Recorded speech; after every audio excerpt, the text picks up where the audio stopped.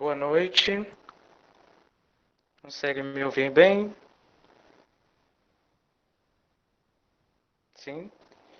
Bom, Sim, primeiramente, desejo então boa noite a todas, todos e todes.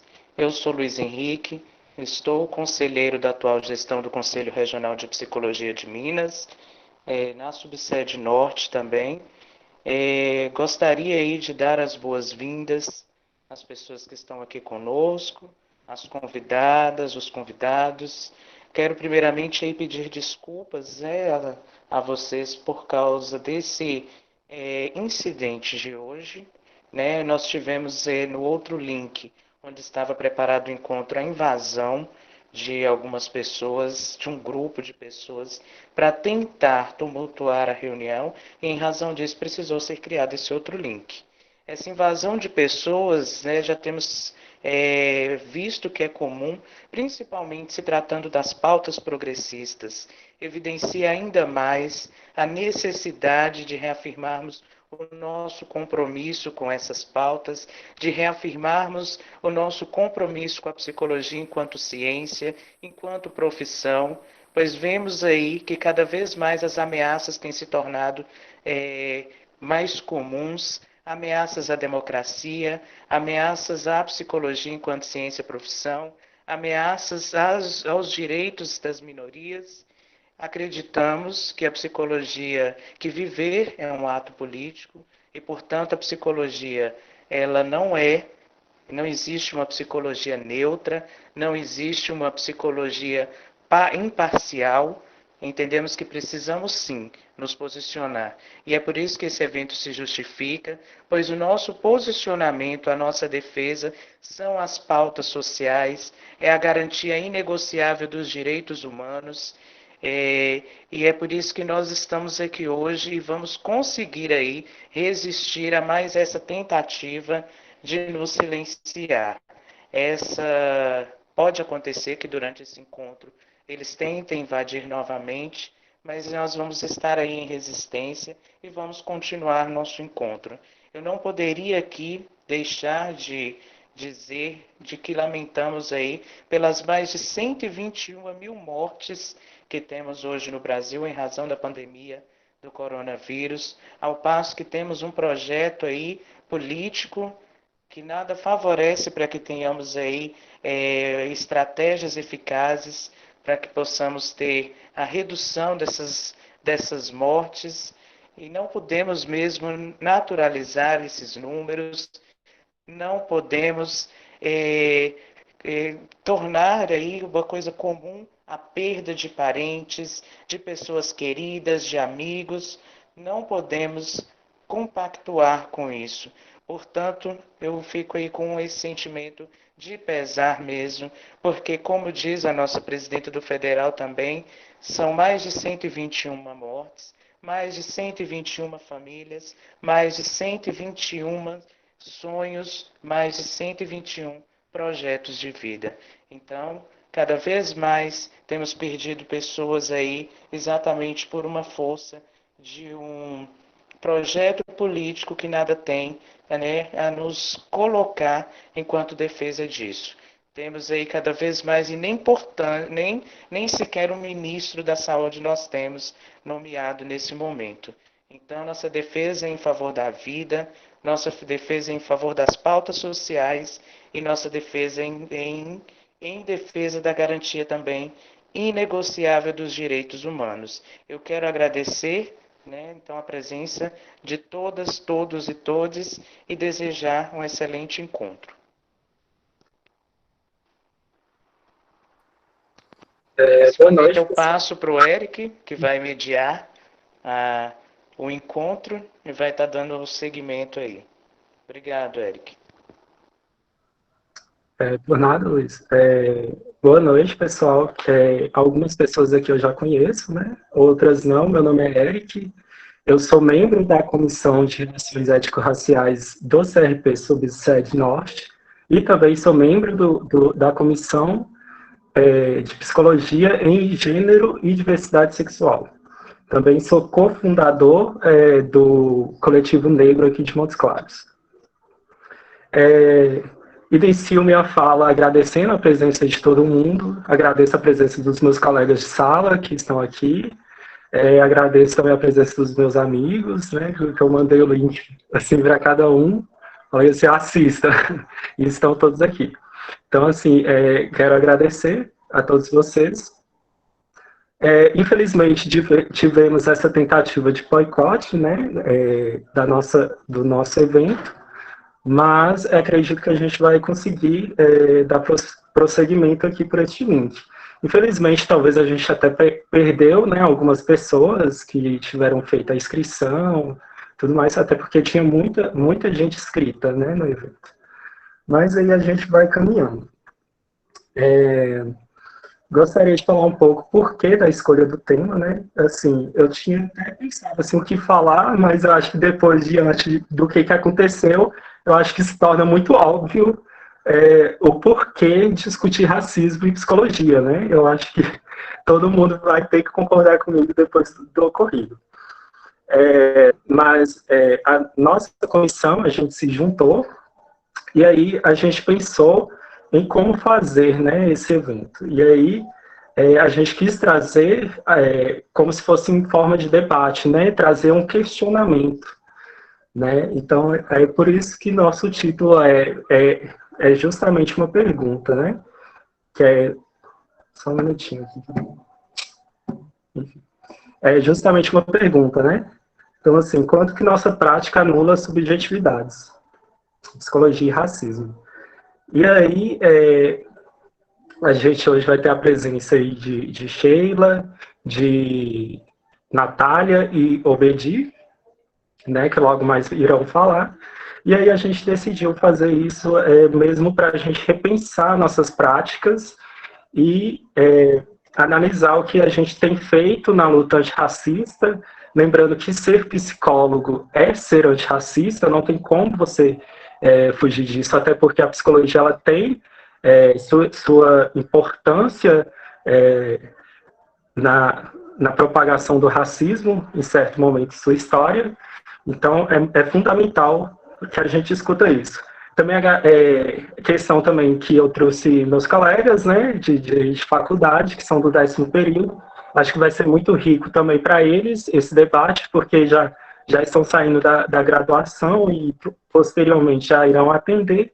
Então, já deixo instigado, né, sobre a questão de raça. Dito isso, eu passo a palavra agora para Sheila e tenham todos uma boa live.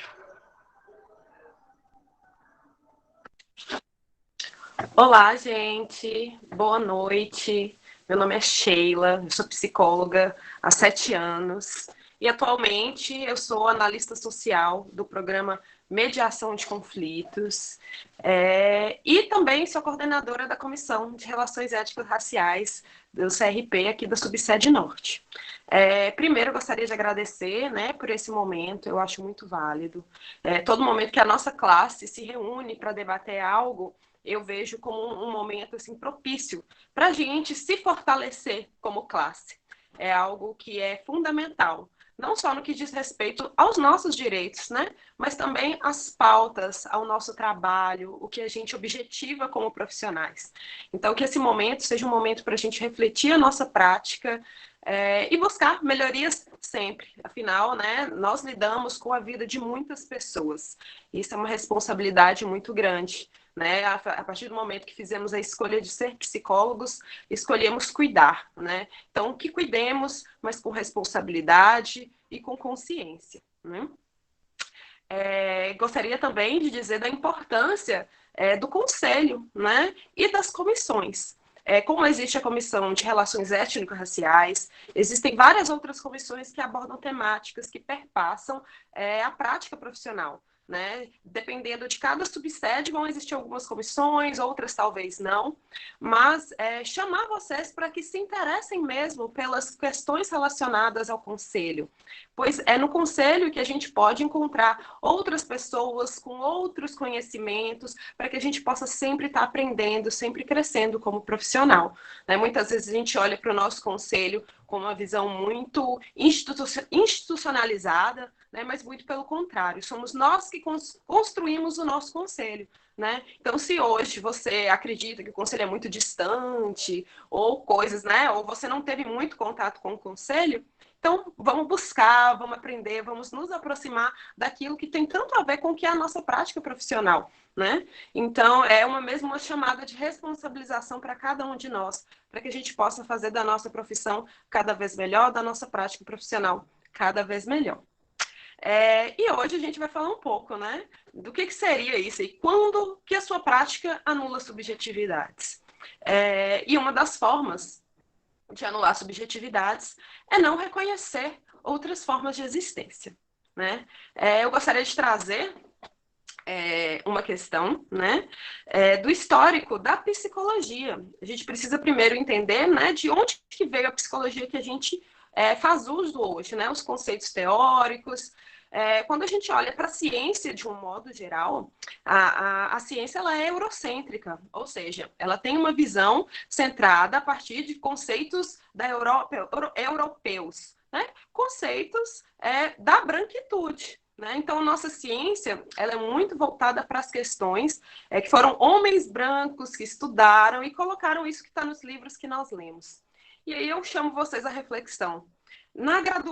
Durante seus estudos de psicologia, não importa se você está no primeiro, no 10º, se você é profissional há anos, quantos profissionais negros na graduação você leu? Quantos profissionais de referência negros você tem? Você segue algum? Você conhece algum? Você admira algum? Né? E aí, a partir disso, pensar. Que psicologia a gente tem feito?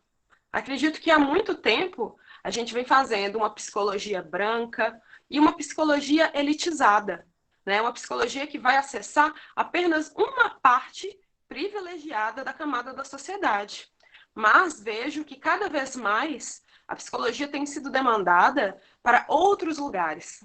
Como eu, né, e assim como o Bedi e a Rayane, que vão falar, nossa psicologia comunitária, né? A gente atua com a população e, no nosso caso, né, com a população da camada muitas vezes mais vulnerável da sociedade, que são pessoas que estão ali diariamente lidando, né, com a pobreza, a falta de acesso a serviços, né, e as situações vexatórias de racismo, preconceito, LGBTfobia, enfim, diversas facetas do preconceito, né?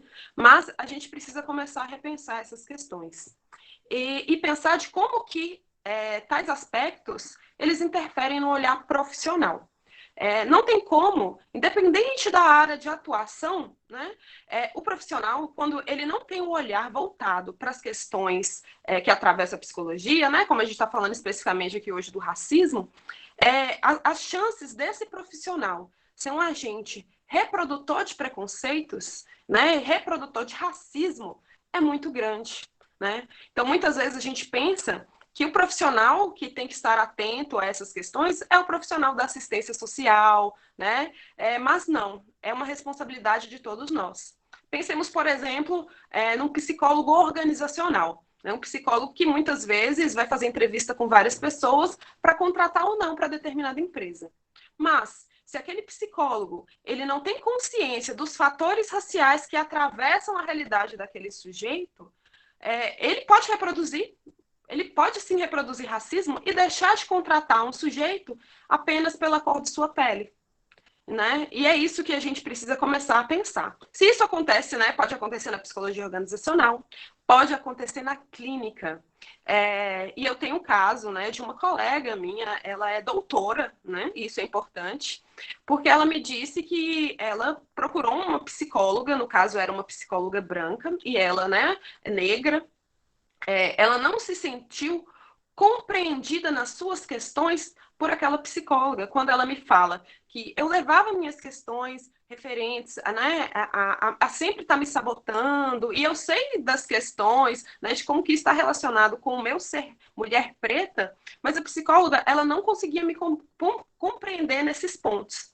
E a gente pensa, como que um sujeito, né, muitas vezes ali ele já chega muito vulnerável na clínica, ele vai trazer suas questões e, mais uma vez, ele é vitimado pelo racismo. né? E levando em consideração que essa minha colega específica, ela é uma doutora, ela tem acesso à informação, ela tem consciência, ela é racializada, e isso muda tudo. Pensemos uma pessoa que não tem consciência racial, né, que não se enxerga como uma pessoa negra, mas sofre diretamente os impactos do racismo. Então ela vai para a clínica. Como que um psicólogo vai poder ajudá-la se ele também não tem uma visão racializada, né, das situações?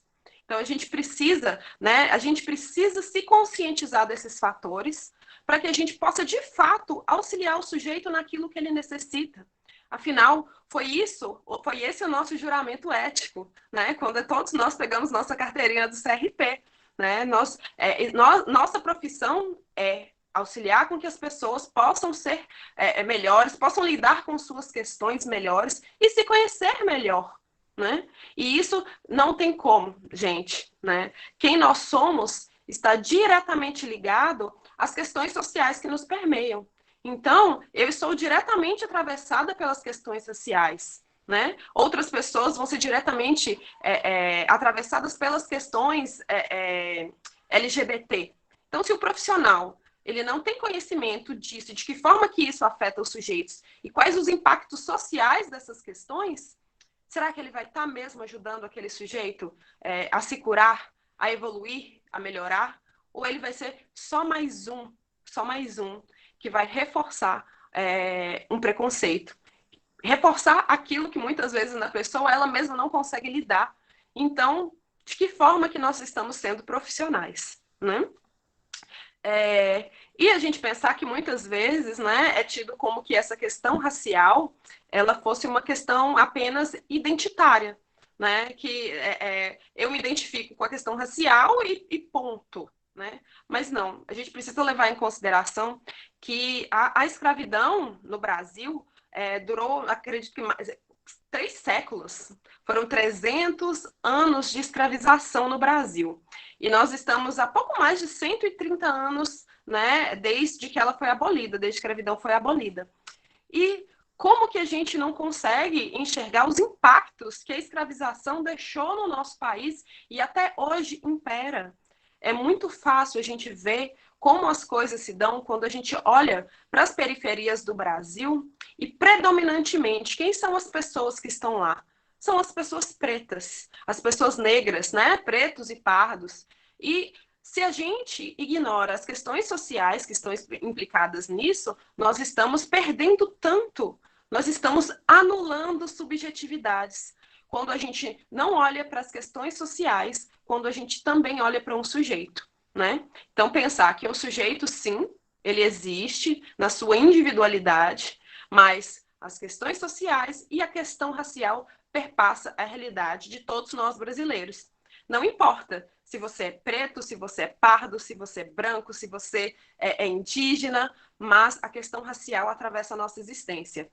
E como pessoas brancas, né, a importância, sim, de se reconhecer os privilégios, né? Tem muito disso. Ah, mas a pessoa branca que mora na favela e é pobre, ela também sofre. Sim, sofre, com certeza. A gente não está aqui para minimizar o sofrimento de ninguém, mas compreender que a pessoa branca, ela não vai sofrer ainda mais a questão do racismo, né? E que esse sofrimento é específico a quem, quanto mais melanina se tem na pele, mais vai sofrer os estigmas do racismo, né? Então, precisamos estar atentos a essas questões e é necessário fazer uma psicologia que converse sobre essas temáticas, né? Não tem como a gente fazer uma psicologia neutra, né? Como o Luiz falou no início, a gente precisa olhar para as diversas formas de existir que existem, né? As diversas formas de vivência que existem, para que a gente possa compreender a diversidade do que é ser humano, as diversas possibilidades de existência. E é muito fácil a gente ver de que forma que o racismo atravessa os sujeitos, principalmente quando a gente fala de estética, né?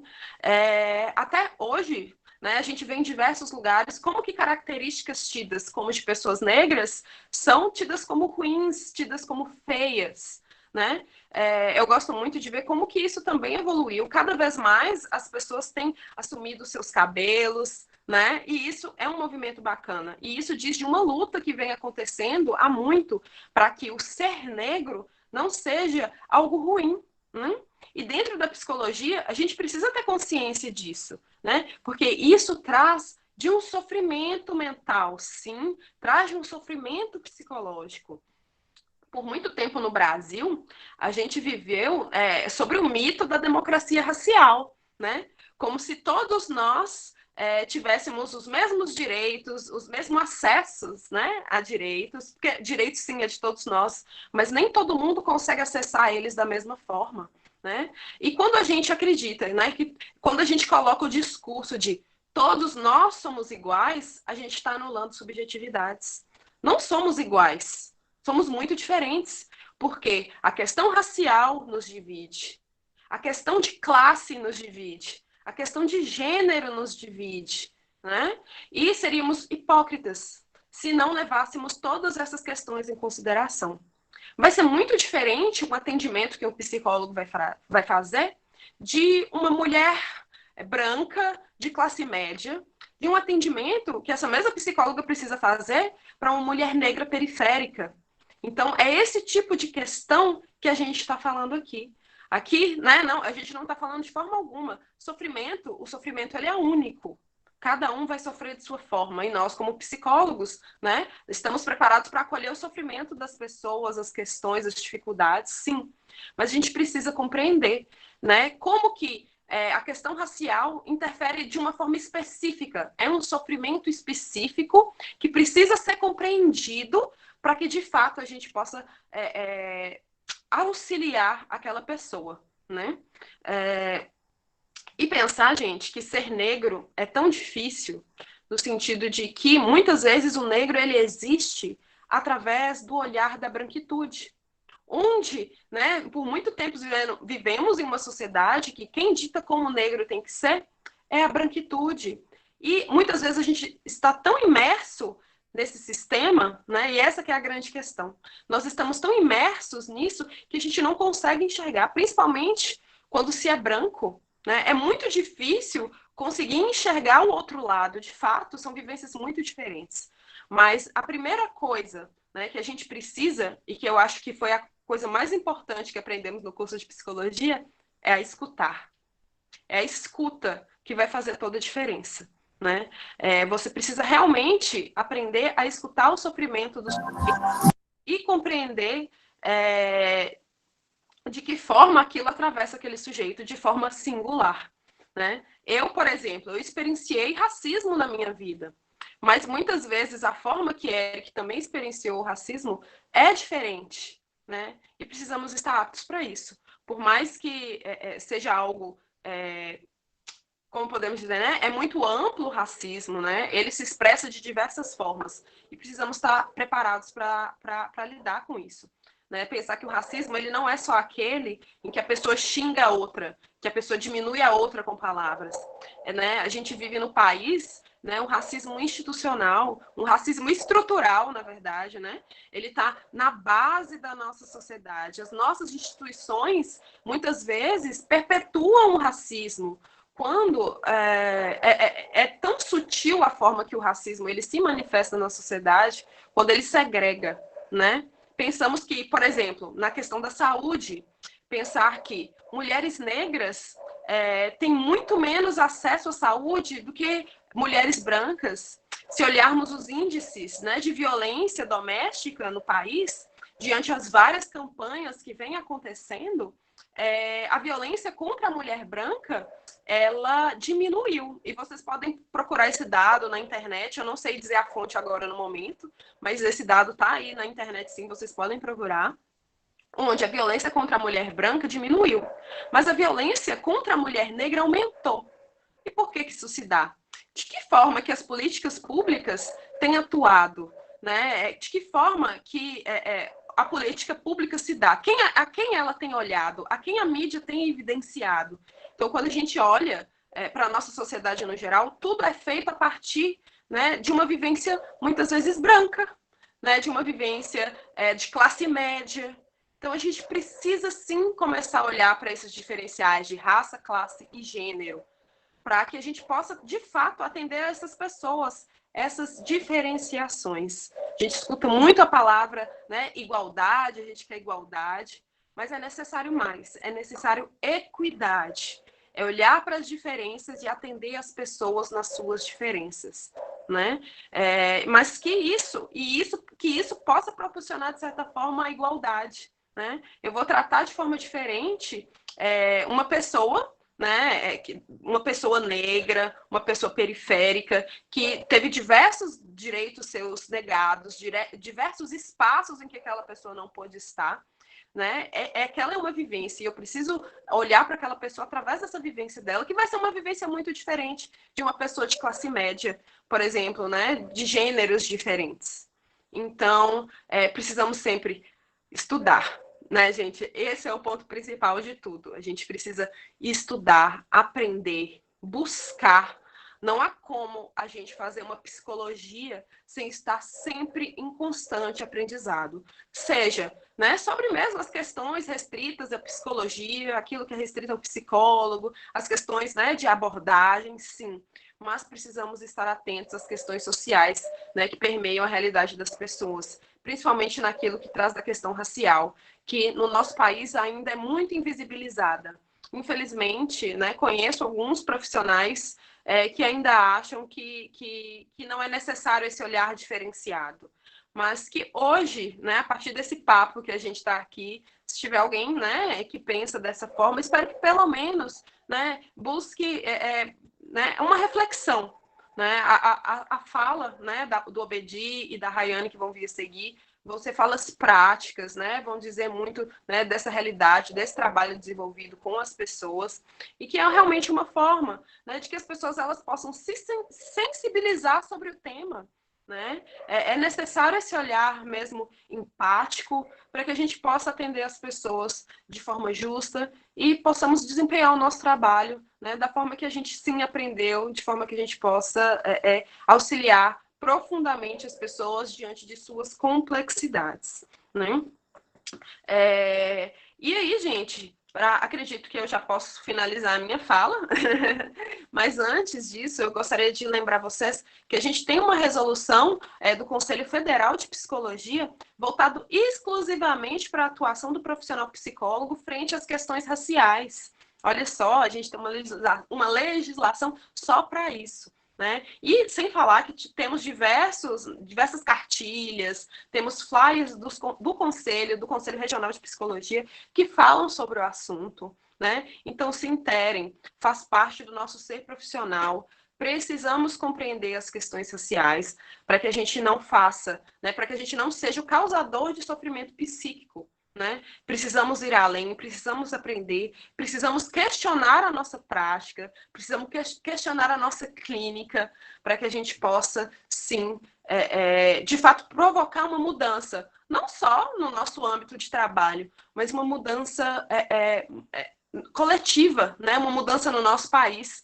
Eu sonho em viver em um país em que as pessoas tenham consciência, né, de classe, consciência de gênero, de raça, para que, de fato, sim, a gente possa enfrentar as questões que dificultam com que sujeitos possam viver a sua existência de forma plena, né, que eles possam ter acesso pleno, sim, aos seus direitos e que possam se amar.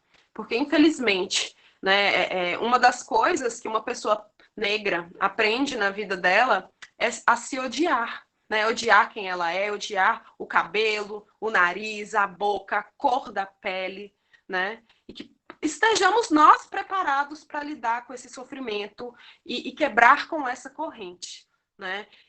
Para que, sim, vivamos em um país minimamente igual, minimamente justo, né? E que, de fato, né, nosso trabalho provoque uma mudança positiva. E antirracismo, gente, é luta. Ser antirracista diz de movimento, diz de ação. Então, que a gente haja, que a gente se movimente, que a gente faça.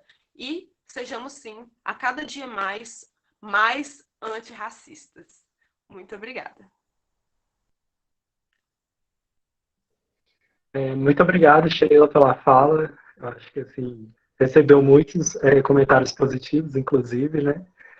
Eu gosto muito quando você trouxe a questão da estética, porque me lembrou uma questão, quando eu assisti o programa Espelho do Lázaro Ramos, que tem no YouTube, ele apresentando com a Lineker, entrevistando a Lineker, no caso. E aí ele fala, né, sobre essa nova geração, uma geração que eles denominam como geração do tombamento. E aí diz muito essa questão da estética, e o Lineker, a Lineker, né, desculpa. E aí a Lineker, ela traz, falando a importância desse movimento, né, que é a estética, que é soltar os cabelos, que é colorir o cabelo. E aí eu acho que a Lineker, ela fala uma coisa muito linda, assim, que ela fala o seguinte, que a gente, enquanto negro, a gente sempre foi ensinado que todos os nossos traços eram feios, que nosso cabelo é feio, que nosso nariz é feio, que nossa boca é feia. E aí ela fala o seguinte, que a gente tem que mostrar que não, que a gente tem que mostrar que a gente é bonito de forma múltipla, né? Seja com seu cabelo colorido, seja com um afro todo solto, etc, né? E no próprio afro, quando eu falo cabelo colorido, é o próprio afro colorido mesmo. Porque, assim, sempre foi falado assim, você não pode porque seu cabelo não é bom para isso, né? Então, eu acho que geração do tombamento está aí para isso. E eu acho muito importante essa questão da estética e de afirmar que somos belos. Gostaria de passar a palavra agora para o Obidi.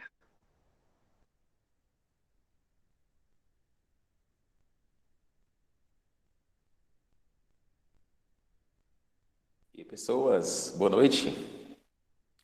Quero agradecer o convite, à companheira Sheila, por ter lembrado da gente, que tem um trabalho aí nas comunidades aqui de Montes Claros. E estendo com o agradecimento a todos vocês, né, que estão participando dessa transmissão.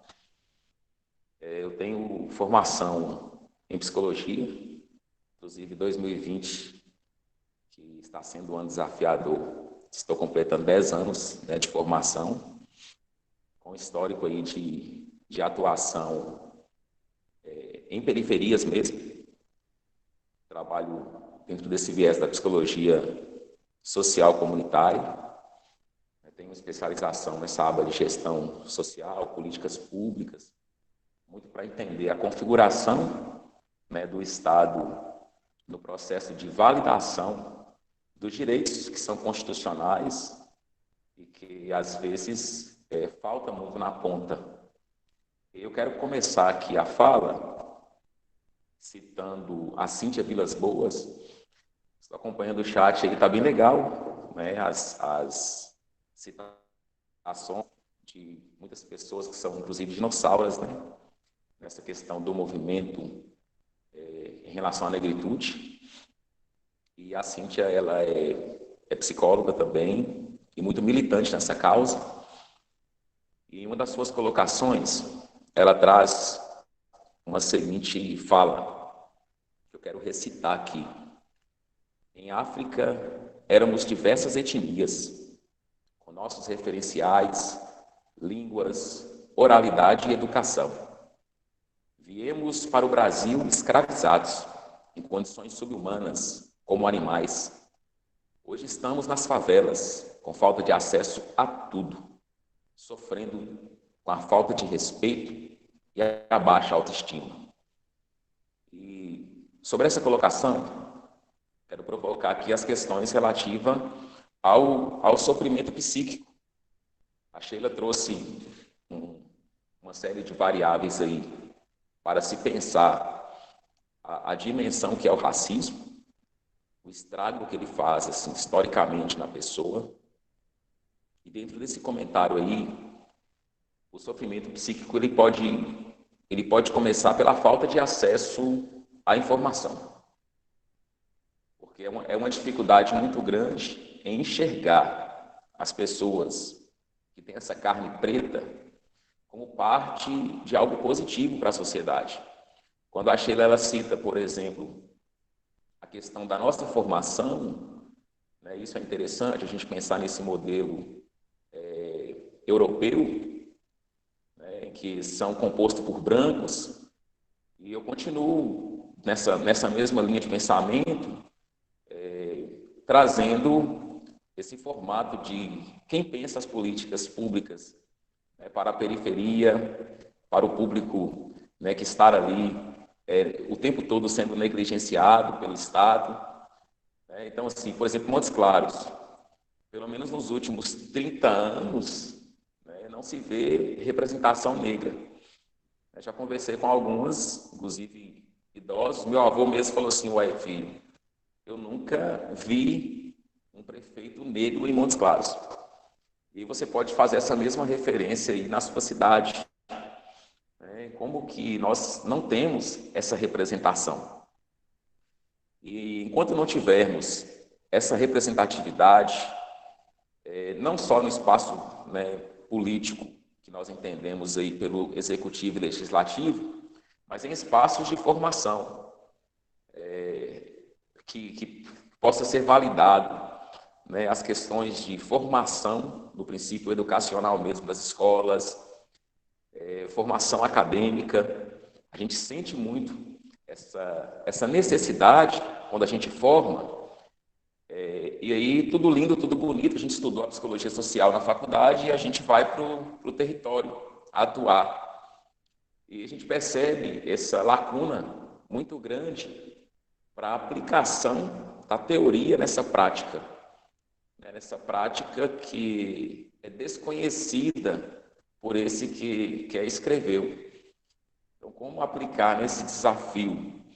E a gente não tem mesmo esse movimento de pensar que as pessoas negras, que ela possa ter, de fato, né, algo positivo para ofertar à sociedade. Algo positivo em termos de formação, de teorias, de produção cultural, artística. Esse movimento na nossa sociedade, ele é, inclusive, quando parte do negro, marginalizado e criminalizado.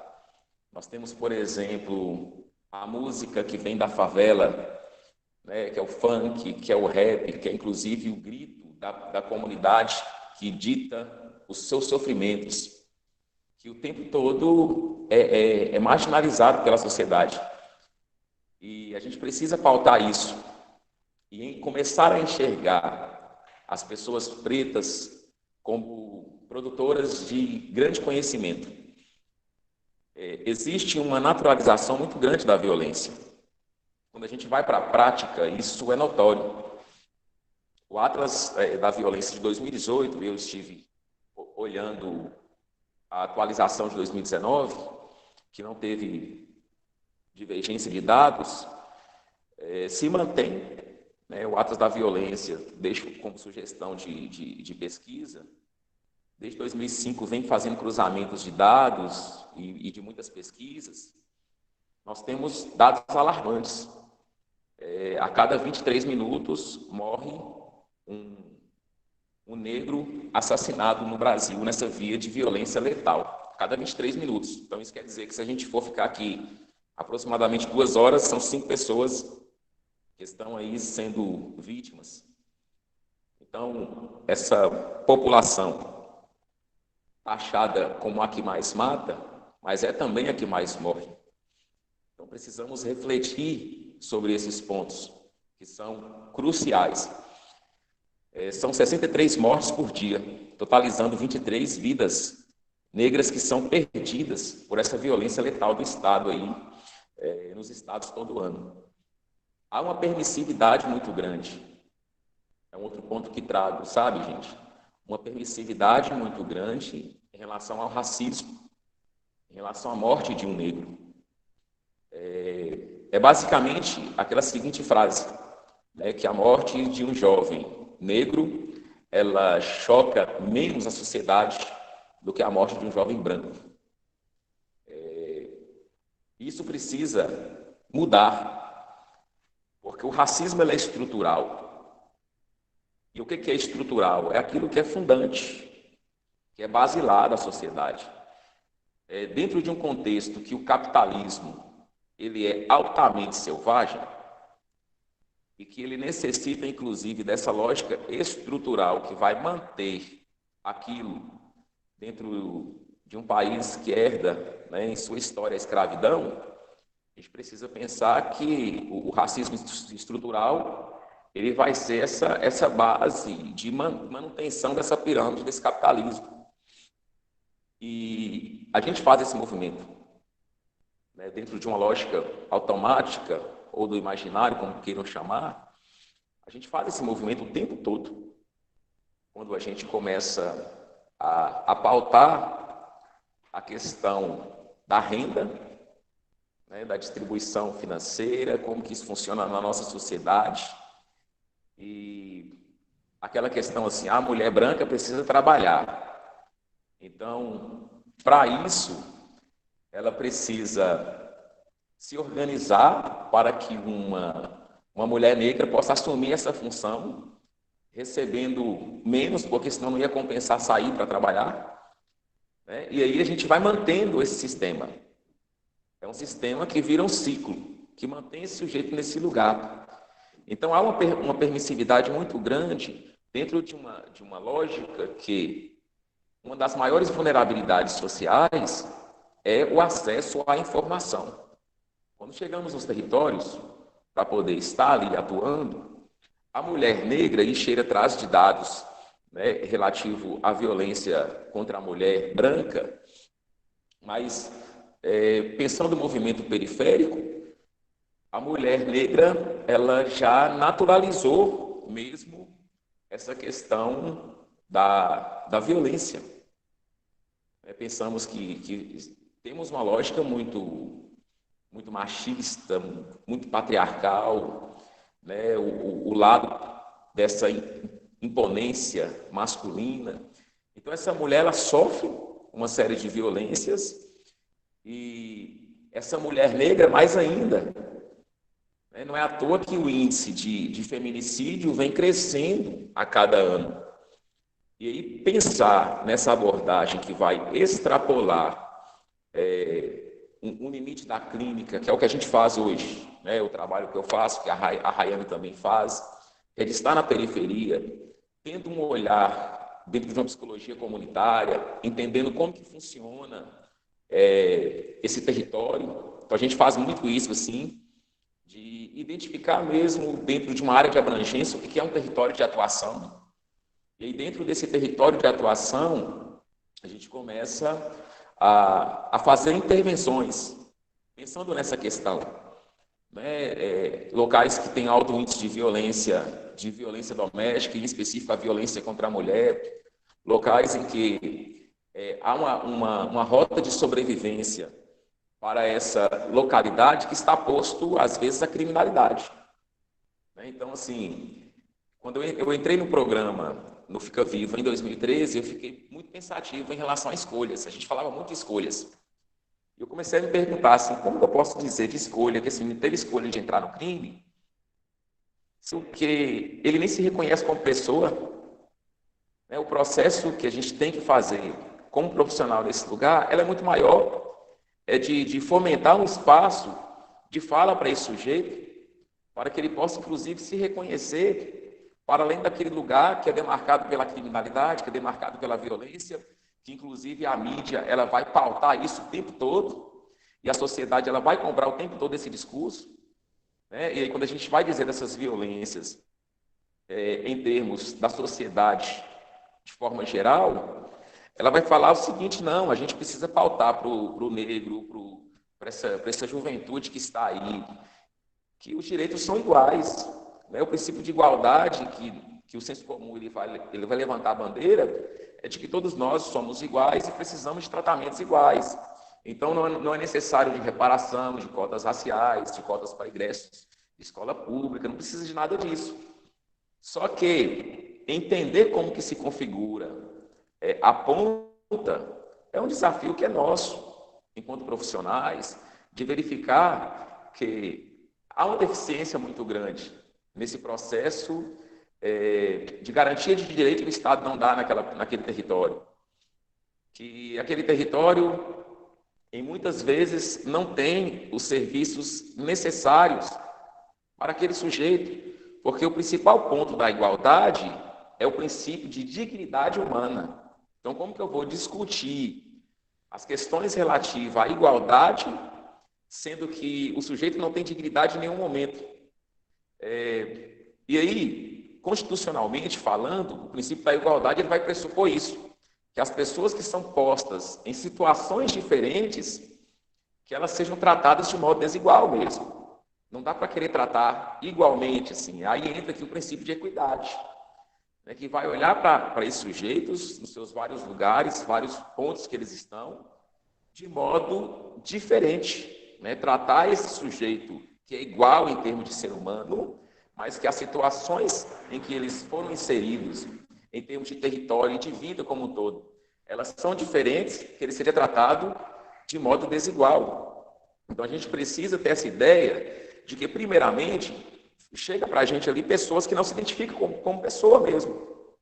Então, trabalhar esse sujeito e permitir que... E aí, voltando na primeira citação que eu fiz, já para finalizar aqui minha fala, né, da Vilas Boas, que esse sujeito que já vive com uma série de violação de direitos, em condições subhumanas, que já vai naturalizando também essa questão aí de como que ele vai se organizar para a vida, ele vai se virando ali na comunidade em que ele vive, ele vai perdendo a sua essência, que historicamente já foi perdida, né? Quando a gente vai dizer em termos de etnias, ele foi perdido historicamente. Agora, a gente precisa pautar para esse sujeito o acesso à informação, de que ele pode acessar espaços que ele vai ser acolhido de fato, né? E aí os espaços em que esse sujeito vai ser acolhido, quer seja no espaço de saúde, que está no território, de projetos, programas e serviços que estão atuantes no território, ou quer seja a clínica que ainda é elitizada, e é mesmo, a Sheila traz isso, eu reforço aqui, que esse sujeito ele seja acolhido em seu sofrimento, e que esse sofrimento que ele apresenta, em termos de todas essas questões que historicamente ele vive, possa ser tratado ali, né, colocado em cena, e que a gente possa exercer de fato a escuta, uma escuta qualificada, que isso sim a gente é provocado na nossa formação acadêmica, até essa escuta qualificada. Então, que venhamos pensar que é possível sim uma sociedade sem o racismo, mas que a luta ela é muito grande. Comparando a atual conjuntura que vivemos, de um capitalismo muito selvagem, né, de uma sociedade e de princípios de governabilidades que fomentam isso, eu vou finalizar minha fala com uma seguinte questão. Conseguiríamos viver em uma sociedade brasileira sem racismo? Sendo que o nosso próprio serviço, e aí estou falando aqui mesmo da psicologia, está tão falho.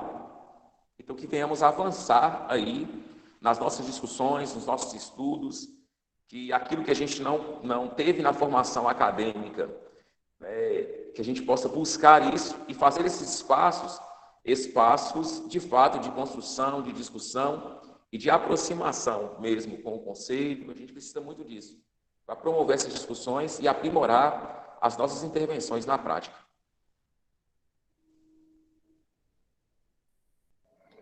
Muito obrigado, Obedi, pela pontuação. Eu só queria pontuar uma questão que eu achei muito interessante quando você falou sobre morte. E aí, quando você traz esse assunto, eu lembrei de um amigo meu, amigo e cofundador junto comigo do Coletivo Negro. E aí, ultimamente, ele me trouxe uma questão, né? Trouxe para o pessoal do coletivo, que é essa questão de morte e luto. E eu realmente não tinha parado para pensar na dimensão que isso se dá em período de pandemia, por exemplo, para as pessoas pretas. Como é lidar com esse luto, né? Esse luto de uma pessoa que você não pode nem se despedir e, ao mesmo tempo, pessoas que também podem ser a pessoa que sustenta a casa, por exemplo, né? Porque a gente tem muito isso. Ou seja, mães solteiras que sustentam casa, que pode pegar, né, o Covid, porque infelizmente são obrigadas a trabalhar. Então, assim, eu acho que assim, esse tema foi muito importante, assim, quando o Washington, que é meu amigo, trouxe, assim, para mim, que eu realmente não tinha parado para pensar e eu trago aqui como reflexão mesmo. Dito isso, agora eu queria convidar a Natália para falar.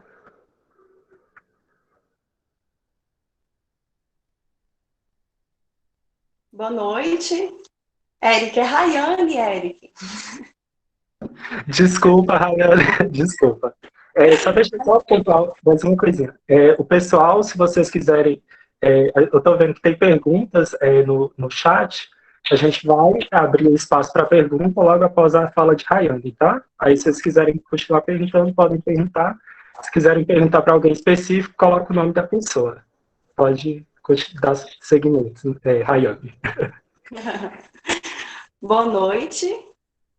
Opressão, humilhação, preconceito. A gente sabe como termina quando começa desse jeito.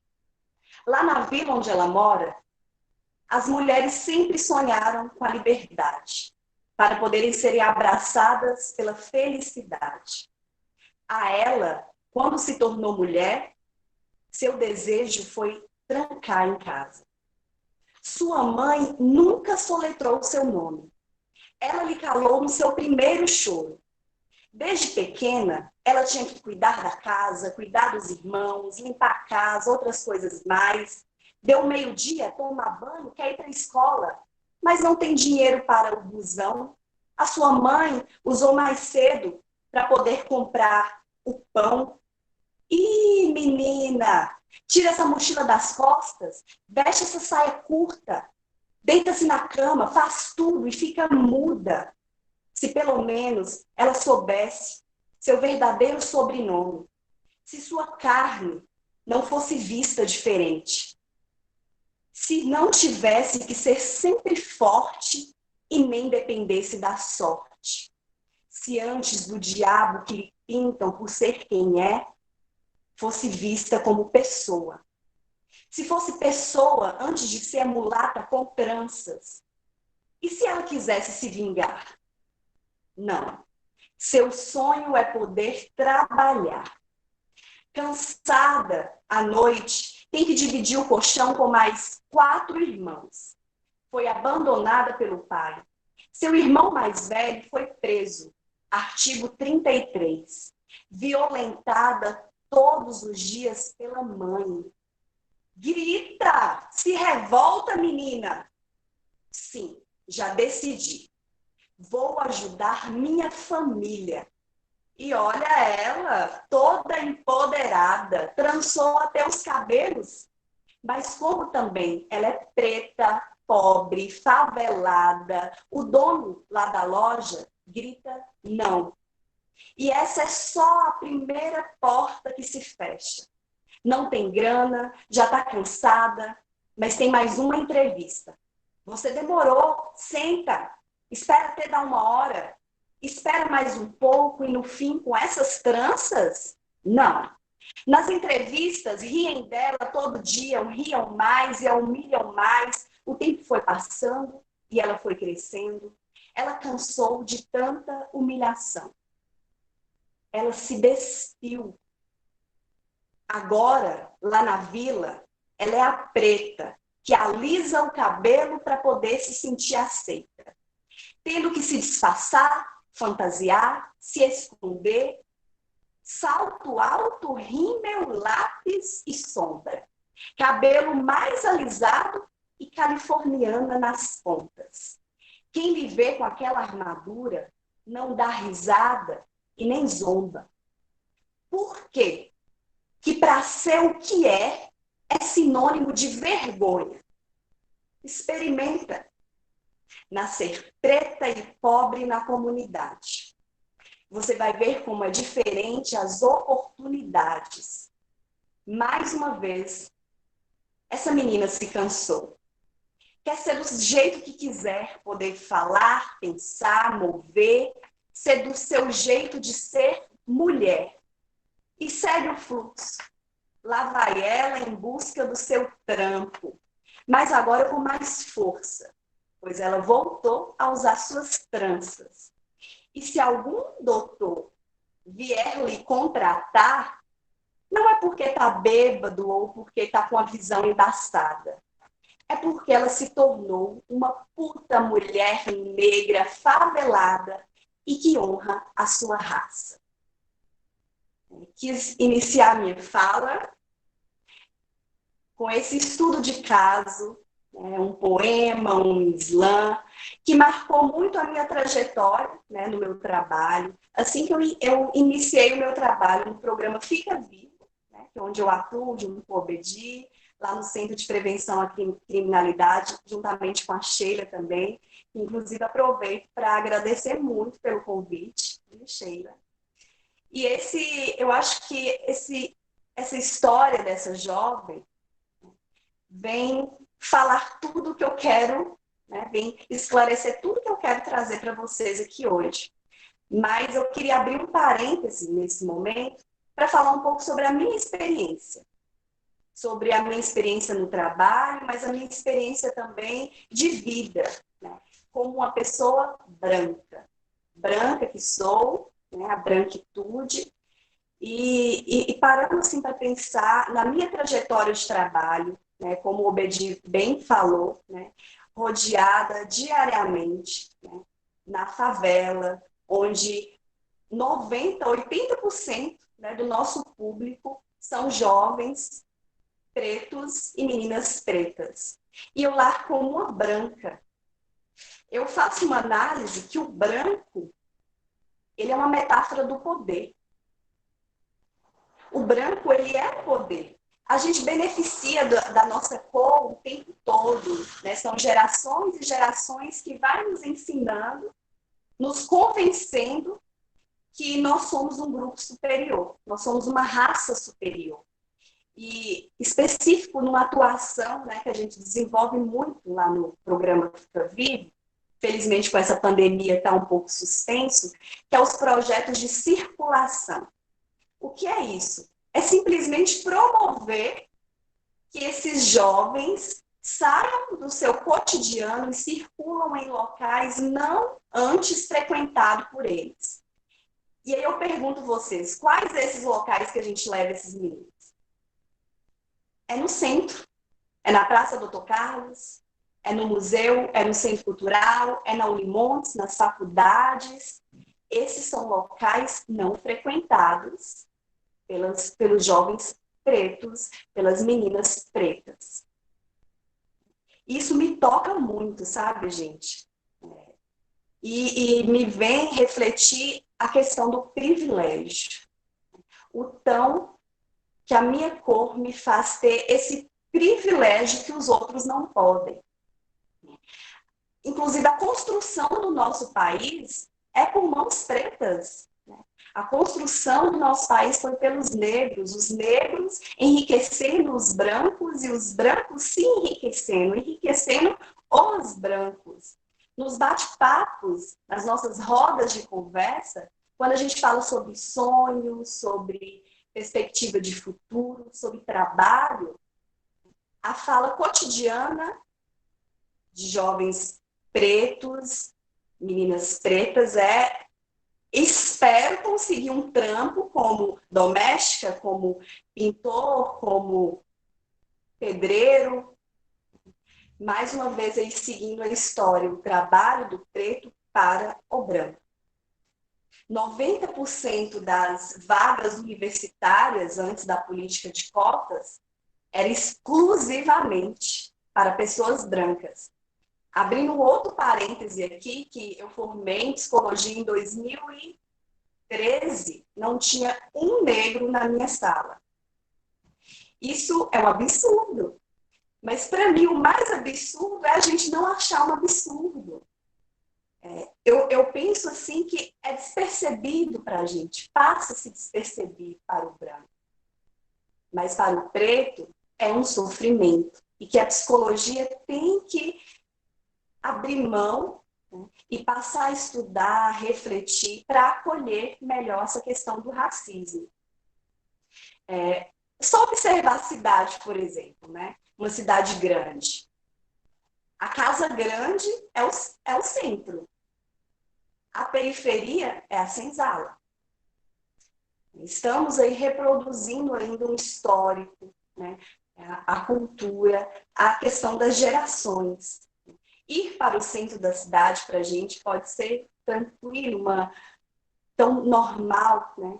Eu me pergunto nesses projetos de circulação, né? Vocês viram que eu iniciei com um poema, eu sou artista. Quando eu vou para o centro, eu pouco me ligo, assim, né? Com a forma como eu estou me vestindo, eu vou com uma rasteirinha, um vestido qualquer, mas para esses meninos, eles se emperequetam todos. Essa questão de não se merecer, eu sinto que é um sentimento de não merecimento de estar naquele local. Eu não me preocupo de ir no supermercado e de ser confundida como uma vendedora, de fazer uma graduação, de ser olhada estranho. E aí o meu maior privilégio como branca é a invisibilidade. E o maior incômodo do negro é ser visível o tempo inteiro, julgado, discriminado. Isso é um sofrimento. É um sofrimento que a psicologia tem que se atentar mais. E é importante a gente não confundir também direito de privilégio. Direito está na Constituição. Acho que Sheila abordou um pouco sobre isso, né? A questões que as estatísticas na saúde, na educação, apontam que as pessoas negras são as mais vulneráveis, estão nas piores condições de vida. O Obedi traz aí a questão dos homicídios, né? O Eric também apontou. Além de estarem o tempo inteiro com seus direitos vulneráveis, mais uma vez eu reforço o privilégio. Privilégio é não se preocupar. E nós, brancos, não nos preocupamos em ser confundidos com o vendedor, por exemplo, o exemplo que eu dei. Então, o racismo, ele é um fenômeno muito complexo, que afeta, sim, a vida das pessoas, que afeta a vida das pessoas negras, né, na ordem subjetiva, e eu acho que é sustentado nessa crença, né, de que existem raças superiores e raças inferiores. Quanto mais escura a sua cor da pele, mais estigmatizado. Quanto mais clara a cor da sua pele, mais status, mais privilégios. Aí eu queria destacar 3 pontos, né? Inclusive Sheila abordou aí sobre o mito dessa democracia racial. É importante a gente ter destaque, clareza sobre esse mito. A ideologia da branquitude, né, que é o que eu mais tenho propriedade para poder falar como branca, e essa naturalização das práticas discriminatórias. O Brasil é muito comum, as brincadeirinhas, as piadinhas sobre preto, sobre negro, que se incomoda. Isso é caso de ir para um consultório, para uma clínica, e o psicólogo ele tem que ter essa sensibilidade para acolher e para compreender e intervir que é um silenciamento. Outro sentimento que eu não tenho propriedade para falar, mas que eu consigo observar na minha prática, quando a gente propõe um desabafo, uma discussão, eles vivenciam o silenciamento o tempo inteiro. Parece que o passado passou, mas não passou. Né? Aí vou retomar um caso agora, né, da jovem que eu trago no início. Sua mãe lhe calou no seu primeiro choro. Ela nunca soletrou o seu nome. Então, essa jovem que eu atendi lá bem no início, né, do meu percurso no programa Fica Vivo, ela é marcada aí pelo silenciamento na sua trajetória de vida o tempo inteiro. Rodeada, é um caso, rodeado pela humilhação social, sem o poder de fala, sem o poder de decisão. E o que eu consegui mais trabalhar nesse caso, que inclusive até hoje é acompanhado, é sem o poder de influenciar na construção do seu projeto de vida. É uma jovem que sonhava em ser cantora, mas que não se achava merecida né? E eu tenho orgulho sempre de abordar, quando eu trago esse caso, que ela conseguiu, né? Como vocês viram lá no final, né? Toda empoderada, trançou novamente seus cabelos, constituiu sua banda, né? E consegue hoje, né, compreender sua identidade, né? E falar sobre com mais tranquilidade e segurança sobre a sua raça. A gente avançou muito, né, gente? Não vamos só diminuir, não. A gente já avançou muito. O conselho aí vem abordando. Esse momento aqui já é um avanço de fala. Avançamos muito nas leis que referem aí à promoção da igualdade, mas não adianta nada esses avanços se nas nossas relações pessoais, nas nossas discussões aí sociais, continuamos vivenciando a escravidão dessa forma aí tão retrógrada. Mesmo diante de tudo isso que eu falei, eu acredito que aí no chat, quando eu estava acompanhando, estava muito vigente isso. Pouco a gente fala sobre esse sofrimento psíquico advindo aí do racismo. Pouco se fala. Na clínica mesmo, é muito. Né? Na clínica da psicologia, é muito porta aberta para o branco. É um tema importante para a gente se aproximar, para a gente estudar, escrever artigos, fazer seminários, né, para juntos a gente construir melhores intervenções para acolher, né, essas pessoas, para acolher os negros. Porque ainda a gente está em dívida, né, estamos em constante construção. É importante também destacar as nossas questões pessoais. O tão que é importante a gente cuidar das nossas questões pessoais, para a gente formar, e aí, exercer na clínicas, nos serviços públicos, seja no CRAS, no CREAS, no judiciário, no hospital, na escola, enfim, para que a gente possa, né, acolher e saber intervir de uma forma ética e acolhedora, né, nesse sofrimento que é o racismo. E é um sofrimento diferente, porque é um sofrimento que não é só desse sujeito. Ele é de um todo, ele é de um grupo, ele é de um coletivo, ele é de toda uma história, de um preconceito, de racismo, de violência. É uma identidade múltipla. E assim eu finalizo minha fala reforçando tão que é importante esses momentos, né, como o de agora, e reforçando a questão de a gente ter mão, né, dos nossos julgamentos e pesquisar mais, estudar mais e acolher mais. Muito obrigada. Muito obrigada, Rayane. Dessa vez eu não vou errar seu nome. Então, pessoal, após a fala, né, dos três, eu queria agora, então, deixar o questionamento para vocês, que a gente fez inicialmente, propondo a palestra. E aí, depois de tudo que a gente ouviu, eu quero que vocês reflitam com vocês mesmos. Quando a nossa prática anula subjetividades? E aí, eu vou passar agora para as perguntas, tá? Caso aqui, nas perguntas que eu tenho, não tem nenhum nome específico. Então, caso algum dos convidados queiram falar, aí só abrir o microfone, tá? Primeira pergunta. Boa noite. Desculpa interromper, é Carolina aqui. Só uma coisinha, a última pessoa que falou, a Rayane, ela leu o poema.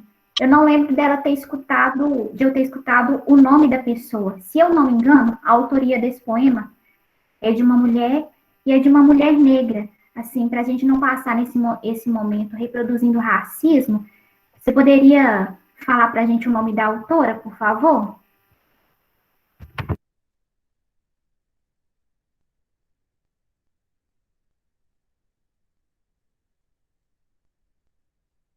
Na verdade, esse poema, né, é um estudo de caso e é da minha autoria, né, e foi uma reflexão, né, daquela música Cota Não É Esmola, que se alguém conseguir relembrar aí quem é a autora dessa música, me... É Bia Ferreira, eu achei muito parecido, viu? Bia Na Ferreira. verdade, ela é uma canção, aquela canção Cota Não É Esmola. Mas aí eu abordei a letra da música a partir do estudo de caso, né, desse atendimento que eu fiz no trabalho. No caso, ela mesclou, né? Mesclou algumas partes da música com o estudo de caso que ela fez e virou esse tema lindo. Isso. A primeira pergunta é do Célio Cirilo. Ele fala o seguinte: somente no ano passado eu tive acesso a Virgínia Bicudo, paulistana, filha de uma imigrante italiana branca e de um brasileiro negro, neta de uma mulher escravizada, alforriada, e ela foi a primeira mulher a fazer análise na América Latina. Nossas academias não têm nem o trabalho de informar, que dirá de estudar estes profissionais. E aí ele gostaria que alguém comentasse sobre isso. Acho que eu posso falar um pouco. Pensar de que a construção acadêmica ainda, não só da psicologia, mas de qualquer profissão, ainda é muito voltada mesmo para a questão eurocêntrica, né? Como se a única ciência que fosse válida e que fosse realmente ciência é a ciência criada, né, pela elite do saber, né, que seria a Europa, enfim. E infelizmente, realmente, e é um reflexo mesmo da nossa sociedade. Se a gente não vê pessoas pretas em lugar de destaque, por que a gente ia ver pessoas pretas na nossa literatura, né, nos nossos estudos, nos nossos conceitos? Como sempre, toda a potência negra sempre foi invisibilizada, né? Foi tida como isso não é ciência, isso não é psicologia que você está fazendo, né? Foram espaços que foram negados. Mas, a partir do momento que a gente começa a discutir isso, as coisas começam a mudar, né? Olha só, talvez há 5 anos atrás, os psicólogos, a gente não se discutia isso, não era uma coisa que você ia abrir a internet e ia ver lá psicólogos conversando sobre racismo. Hoje, a gente vê que tem um movimento dentro da psicologia muito forte que pauta isso, né? E o que a gente precisa começar a fazer é dar ouvidos, né? Nos atentarmos, porque acaba que eu acredito que muitas vezes a gente fica no mesmo, né? Quando a gente olha quem são os teóricos mais importantes da psicologia, mas será que não tem outros olhares que também trazem possibilidades de intervenções, que trazem possibilidades de aprendizado? Então, o movimento também é nosso, né? Vamos buscar, né? Acredito que deve ter algumas pessoas que são da academia aqui, né? Vamos cutucar as pessoas, vamos falar, né? Eu esqueci, né? Aquela pessoa que cuida do curso, eu esqueci o nome agora, né? Vamos cutucar as pessoas, vamos cutucar os professores, né? Então é assim, o movimento, é através do movimento que de fato a gente vai começar a fazer mudança. E a gente precisa fazer barulho, né? Isso, os coordenadores de curso, isso. Né? Então vamos cutucar essas pessoas, vamos fazer barulho, vamos nos fazer ver para que a gente possa mudar essa forma que a psicologia tem sido feita, né? Pensar que antes a gente não ouvia nem falar, né, desses autores, e hoje cada vez mais eu vejo pessoas jovens, eu vejo estudantes, né, com nomes pretos da psicologia na boca, e é isso que a gente quer, e é isso que a gente vai conseguir cada vez mais espaço. Algum outro convidado também gostaria de comentar? Eu posso passar para a próxima.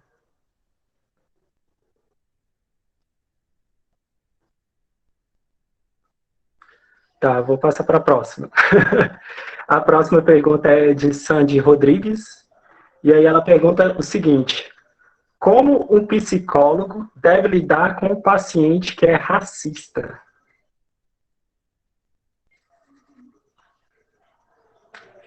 Alguém gostaria de comentar, responder?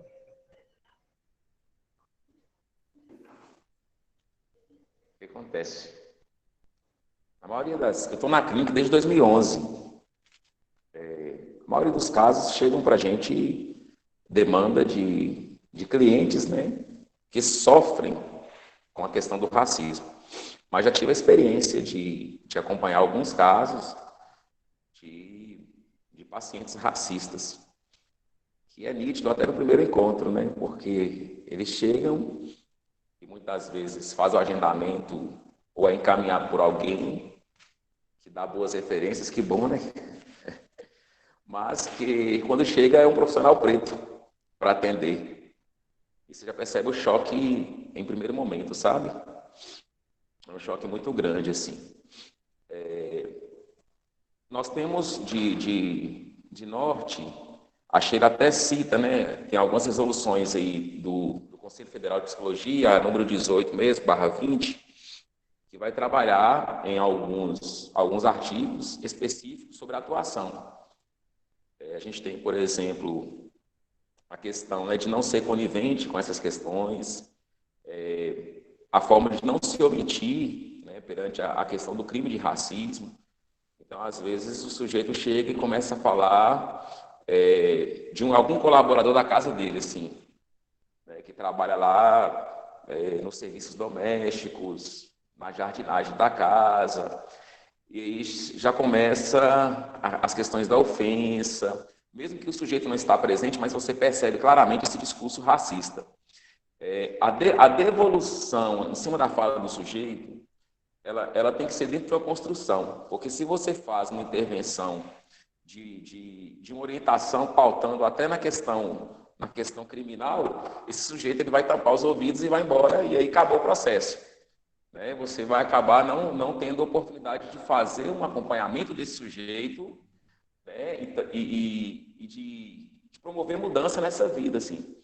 Então, a ideia é acolher esse sujeito, identificar em que ponto da vida dele, assim, ele começa a se cortar dessa forma, né, se é um ciclo que ele reproduz, que já é da família, ou algum tipo de violência que ele também sofreu e ele reproduz isso por essa via.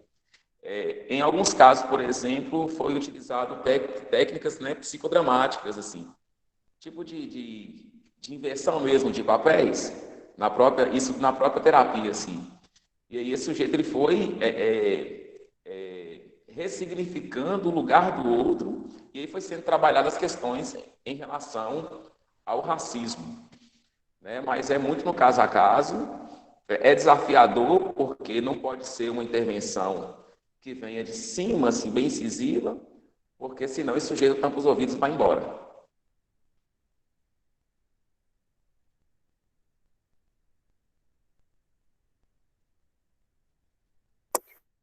Boa noite.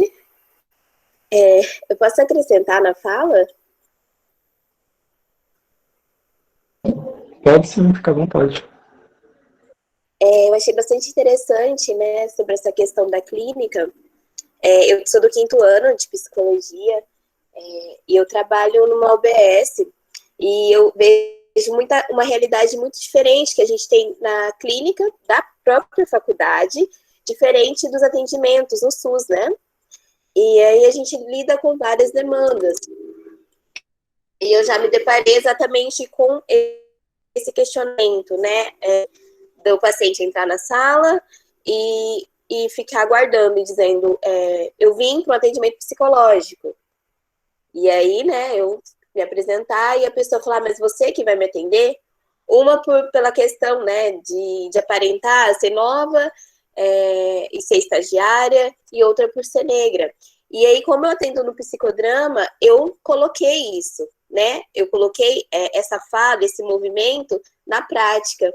E a pessoa, ela se deparou com uma situação da qual ela não tinha percebido até então, né? Então, assim, eu acho que é um movimento muito delicado até de nós, de ter um olhar, de colocar-se também no lugar daquela pessoa ali presente e tentar desconstruir isso, né? E eu acho que entra muito uma questão nossa, pessoal, que envolve, né? A gente tem que ter essa delicadeza de se colocar. Então, eu achei muito interessante, porque é uma forma que a gente não aprende na faculdade, né? A gente não tem esse diálogo de como agir.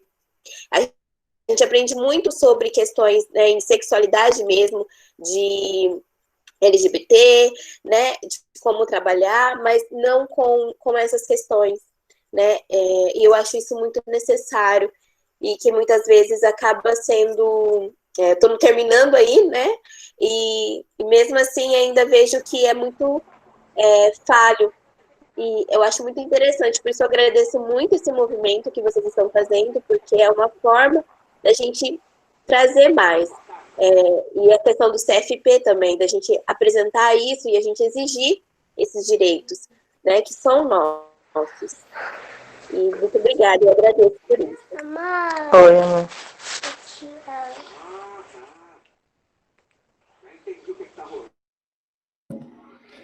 Muito obrigado, Luma, pela fala. Natália ligou o microfone, quer falar alguma coisa?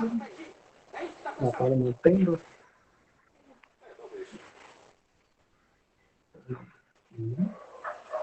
Então, eu vou passar para a próxima pergunta, e aí eu acho que essa pergunta, eu acho que já diz mais sobre os nossos convidados e pelo trabalho deles, né?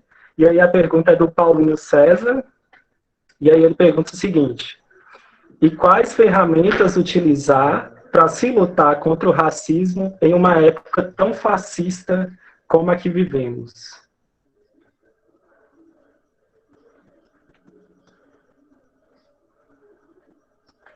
Alguém gostaria de responder? Posso falar um pouco? Pode falar, Rai. Acho que esclarecer assim um pouco, acho que eu posso responder com a palavra resistência. Hoje a gente resistiu. A gente criou uma outra sala, né, com esse ataque aí que a gente teve no início da nossa transmissão, nosso encontro virtual. Resistimos. O caso, né, que eu trago, e eu gostaria até fiz uma pesquisa aqui, a cantora é Bia Ferreira, né, negra, super talentosa e uma resistente. Né? Resiste nas suas canções, por exemplo, ela sempre aborda a questão, né, do ser negro, né, dos seus sentimentos. E eu acho que nesse momento a gente tem, né, que combater isso com estudo, né, com a cabeça erguida e com a ética profissional. Né? Como o Bedi disse aí na clínica, né, é sabendo acolher essas pessoas. E estamos vivendo, por exemplo, nas redes sociais, né, muito a questão da fake news. Né? Isso está muito vigente, né, no campo virtual, no nosso meio. E é resistir, gente. Porque durante toda a minha fala, eu quis trazer assim, o quão é difícil, né? O quanto é sofrido, né, nesse lugar do negro. E o combate é a resistência.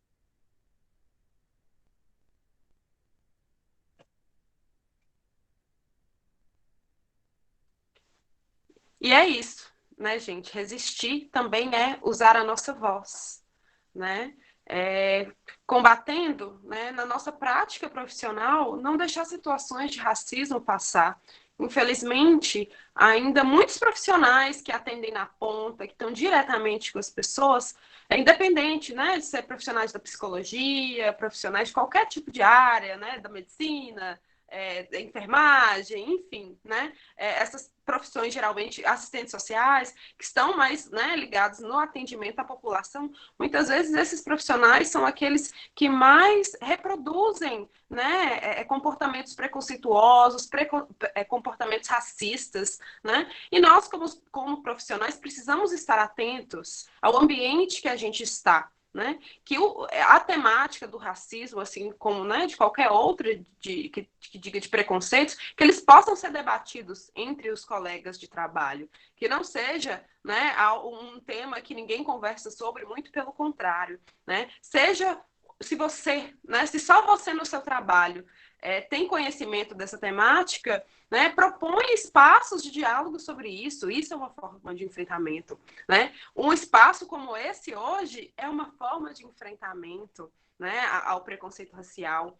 Usar a sua voz, usar os privilégios que você tem, né? Hoje aqui, eu estou no lugar de várias outras pessoas que não tiveram acesso à educação, que não tiveram acesso à informação, e eu estou usando do meu privilégio para lutar pelo direito dessas pessoas, né? Eu estou usando do meu conhecimento, dos meus estudos, né, da minha posição como profissional para lutar pelo direito daqueles que não dão conta, que não conseguem ainda lutar pelos seus direitos.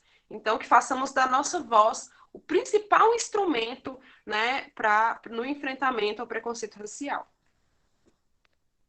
Só quero acrescentar o seguinte, é fundamental dar a cara, sabe? A gente hoje tem um mecanismo de divulgação em massa nas mãos, né? Então, assim, eu lembro em 2013, a gente fazia eventos e convidava, né, redes de televisão para cobrir, evento cultural e tal, para mostrar a cultura, a arte da periferia. Aí não ia. Aí às vezes passava uma semana, 2 semanas, tinha tiroteio, tinha morte, tinha tudo. Aí tinha todo mundo cobrindo, assim, helicóptero, drone, o que tivesse, sabe? Aí eu ficava bem pensativo em relação a essas questões. Eu falei, poxa vida, né, como que a gente pode hoje utilizar de mecanismo que a gente tem? E quantas vezes a gente não se recolhe nisso, né? De não poder pautar assuntos que vai provocar o outro a pensar. A gente às vezes fica muito fechado só em relação ao nosso trabalho em si, mas nós somos influenciadores, inclusive. A gente pode utilizar desse veículo, como também, acho que promover seminários, né, espaços de capacitação em rede, no município que você atua, né, tentar criar isso, pensar junto também ao conselho, de ter isso como forma fundante mesmo e de formação na própria, né, nas próprias universidades, em suas grades, né, tentar revolucionar isso. Sei que estou sonhador demais, né, mas é importante, porque eu acho que se a gente fizer esse movimento de resistência, um movimento de luta, a gente consegue inserir isso em uma alteração de grades curriculares aí das faculdades e por aí vai. Deem a cara.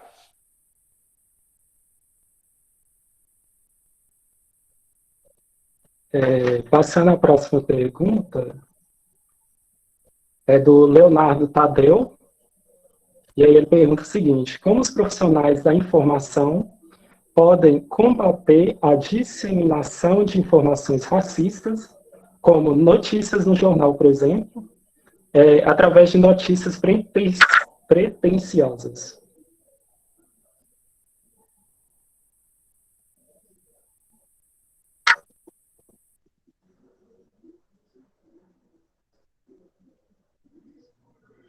Alguém?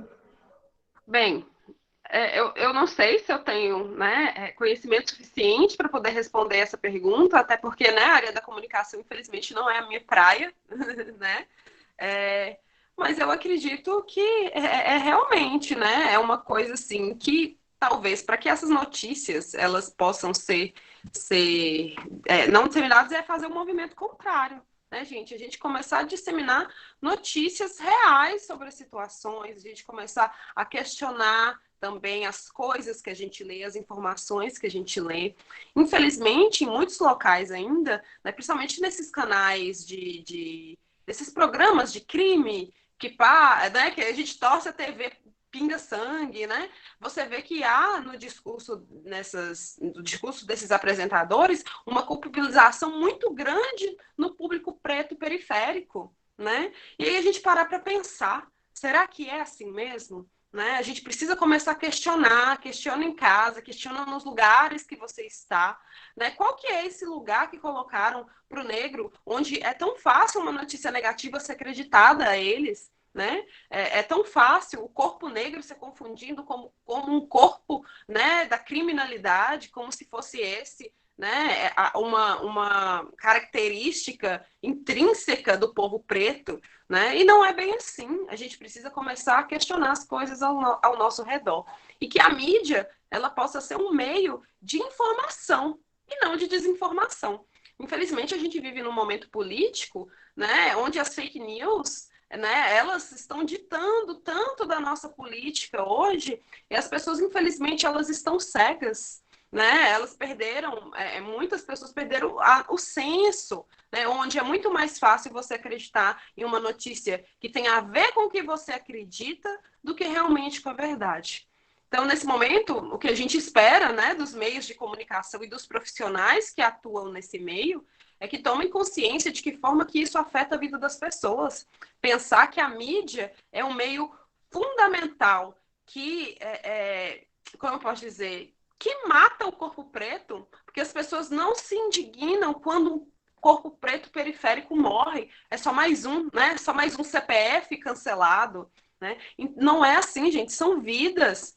E se mesmo aquela vida que foi ceifada na periferia era uma vida envolvida com a criminalidade, por que aquela pessoa estava na criminalidade? Né? A gente precisa começar a questionar. Não é só cometer um crime, que bom que morreu. Senão, de que serve toda a nossa legislação criminal, né? Nossa legislação penal, que também é muito falha, né? Quando a gente olha para o nosso sistema carcerário, e a maioria das pessoas que estão lá são pessoas pretas, o que acontece? Será que são pessoas pretas que cometem mais crimes?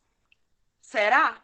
Ou será que não? Né? Quando a gente olha para o nosso sistema penitenciário, essas pessoas são presas por crimes tão pequenos, enquanto muitas vezes pessoas brancas cometem crimes enormes, né, de roubo, de estelionato, enfim, que a gente vê na nossa política muito bem, e nada acontece, né?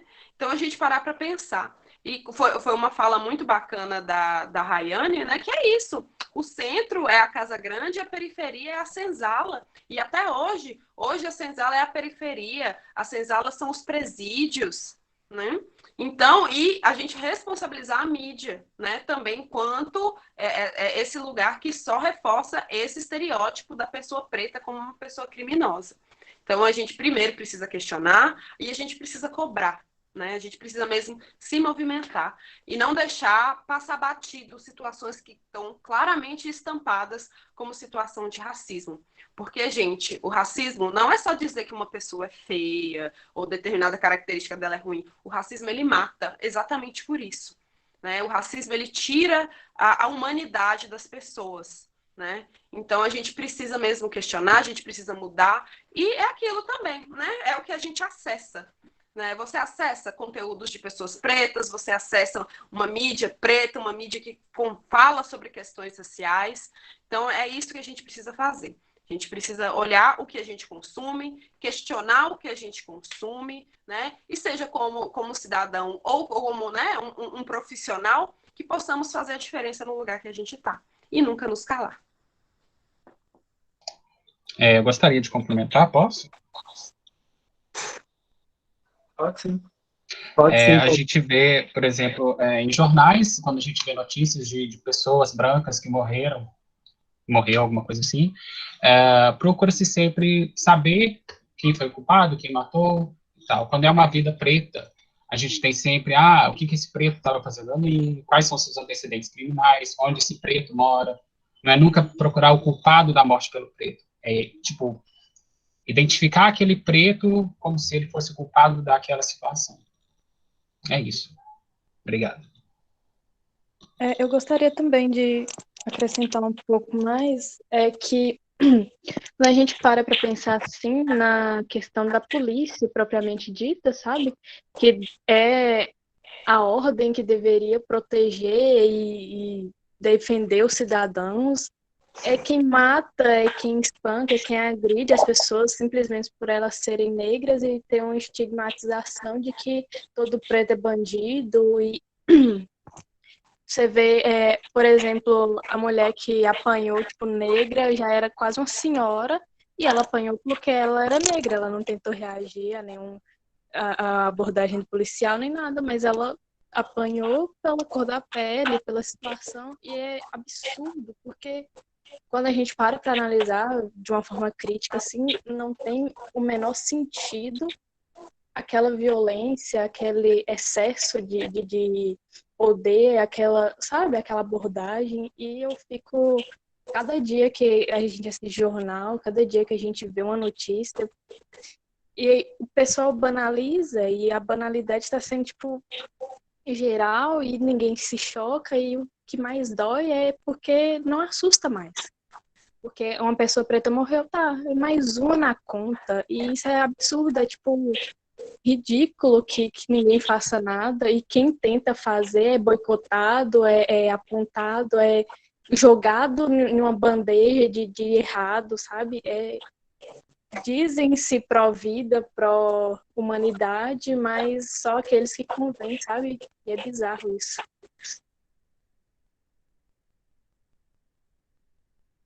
Eu queria complementar, assim, que essas informações a gente vê diariamente, né, na mídia, na televisão, mas a pessoa preta, ela vivencia o tempo inteiro. Como eu falei na minha fala, ela vai para um supermercado, ela é confundida com uma vendedora, ela se sente, né, como se ela não pudesse ocupar uma universidade. Então, além, né, de tudo isso que vocês falaram, a gente levar informação para as pessoas pretas, especialmente na periferia, para que elas tenham voz e vez também, para que elas tenham esse momento de fala, que elas possam se expressar. Acho importante esse destaque também, né, para que essas pessoas, esse sujeito, eles possam falar e se expressar. Sim, é necessário aliados, digamos, entre aspas, né, aliados brancos para fortalecer a luta, mas a voz tem que ser das pessoas negras, porque é quem vive, é quem sente na pele.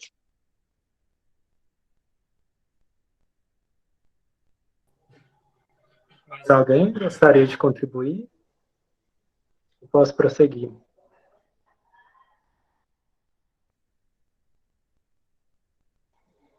Então, prosseguindo, pessoal, a próxima pergunta é Carolina, e aí ela diz o seguinte: mas a que me intriga é o fato de que nas periferias, as igrejas evangélicas, religião de colonizadores, entre parênteses, estão lotadas de pessoas pretas. Ou seja, o racismo religioso é tão grande que violenta o povo ao ponto deste negar sua origem tão rica para abraçarem a salvação branca. Vocês também têm essa percepção nas áreas de vulnerabilidade onde atuam? E aí, antes de passar a palavra, é porque me tocou essa pergunta pelo fato de que eu moro na periferia e, assim, quando eu era mais novo, eu frequentava muito a religião, só que não era evangélica, era católica, mas cristã do mesmo jeito, né? E aí eu lembro que era um conflito muito grande para mim, porque além da questão raça, eu também tem a questão que eu sou homossexual. Estou gaguejando. Enfim. E aí, ao tempo todo que você está nessa religião, que prega, entre aspas, um amor incondicional, que você se sente acolhido, que você se sente... Eu acho que o sentimento é esse, de pertencimento. Eu acho que o jovem vai atrás da religião por causa disso, porque é uma sensação de pertencimento, de fazer parte de um grupo. Mas, ao mesmo tempo que tem essa questão do pertencimento, é muito conflituoso porque você pertence a algo que não gosta de você, que diz o tempo todo que você vai para o inferno. E aí você fica nesse conflito, porque ao mesmo tempo que me fazia sentir bem estar no lugar e ser pertencente dele, ao mesmo tempo eu não sentia isso, porque ao tempo todo eu era aquela pessoa que estava errada, que é o Danone, que está tentando seduzir, etc. Então, assim, por isso que essa questão me tocou, e aí eu quis falar um pouco sobre isso. Agora eu abro para os nossos convidados, caso queiram complementar.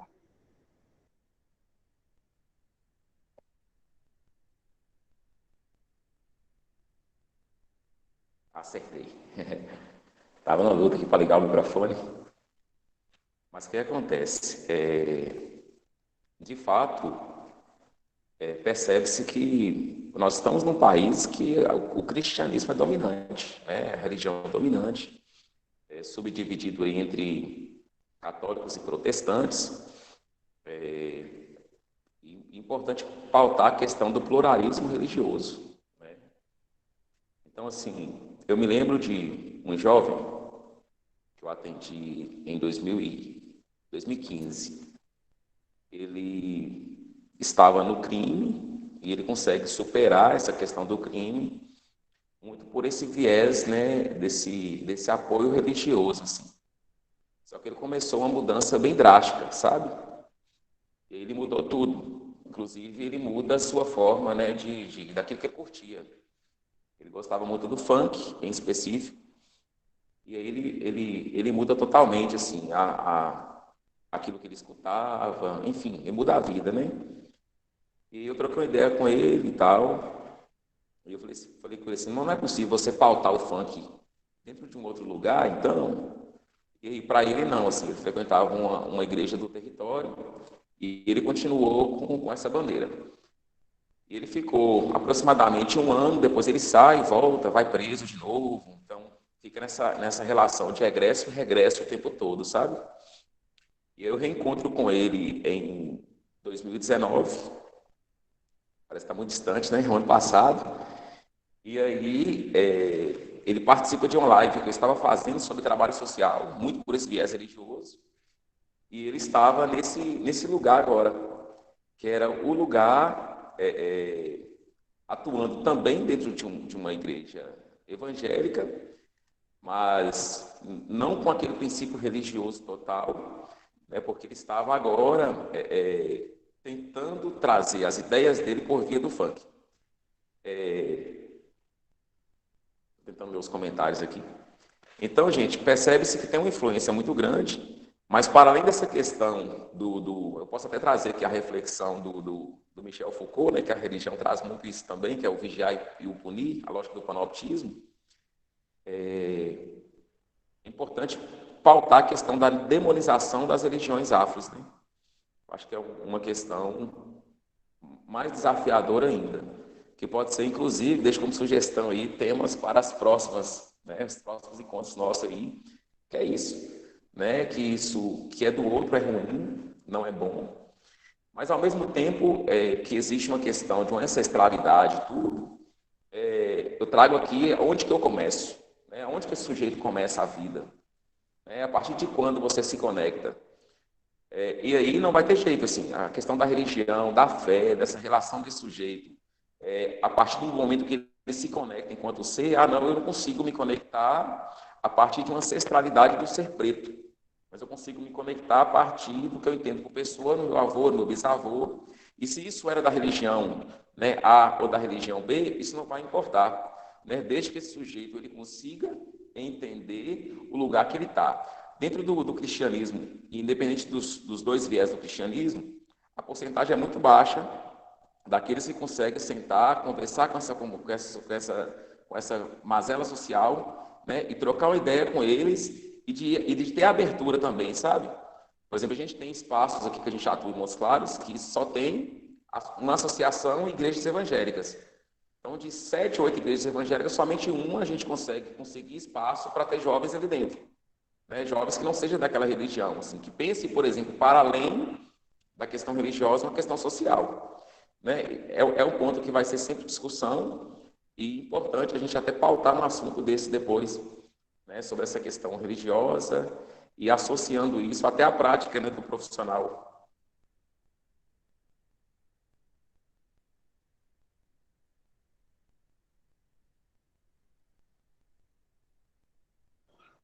Alguém gostaria de acrescentar algo mais na fala?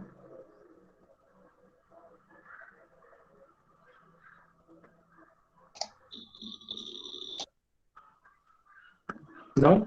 Então, pessoal, como eu acho que o horário assim, já está bem avançado, né? A gente começou às 7h20, mais ou menos, já é 9 horas. Então, assim, eu gostaria de agradecer a presença de todo mundo aqui no evento. Gostaria de agradecer os nossos convidados, a Sheila, o Obidi e a Rayane, que eu não vou mais confundir o nome, e agradecer a presença de todo mundo, e espero que tenha sido enriquecedor, tenha sido muito proveitoso, né, esse momento com vocês, e que tenha instigado algo, né, que nosso papel enquanto psicólogo mesmo é instigar. Dito isso, algum convidado gostaria de falar alguma coisa para a gente encerrar? Pode ficar à vontade. Já que eu comecei, eu vou começar terminando. Tem isso? Mas então, gente, eu gostaria muito de agradecer a todos que escutaram a gente. Espero que de alguma forma a gente tenha causado algum impacto, algum momento de reflexão, né? E eu gostaria de dizer novamente da fala da Angela Davis, né, que é uma filósofa americana, né, negra, militante do movimento, que é: em uma sociedade racista, não basta não sermos racistas, é necessário que sejamos antirracistas. E essa afirmação faz todo sentido, porque não basta só você, né, não se sentir, né, eu não sou racista, eu não trato ninguém com racismo, porque não tem como, porque todos nós fomos socializados dentro do racismo. Então, de certo ponto, né, pode ser de uma forma mais grave ou de uma forma mais leve, a gente acaba, né, sendo racista, tendo comportamentos racistas, pensamentos racistas. E ser antirracista diz de movimento, diz de ação, diz de procurar saber, procurar entender, diz de escutar. Então, é necessário ser antirracista, é necessário lutar. E essa luta é para sempre, gente, porque falta ainda muita coisa para a gente poder vencer o racismo, levando em consideração, né, que o racismo é uma forma de subjetivação. Então, ele está em todos nós, na forma que a gente abstrai as informações, na forma que a gente lê as pessoas, mas a gente precisa se questionar. E se questionar também é ser antirracista, né? Então, que façamos por nós, façamos pelo outro, façamos pelos nossos irmãos, e sejamos sempre, no nosso trabalho, na nossa vida, antirracistas, né? E vamos construir uma psicologia cada vez mais justa e que atenda, né, a complexidade de todos os existir. Muito obrigada a todos, a todas, e que esses momentos, né, sejam sempre possíveis. Muito obrigada, gente. Uma boa noite para vocês.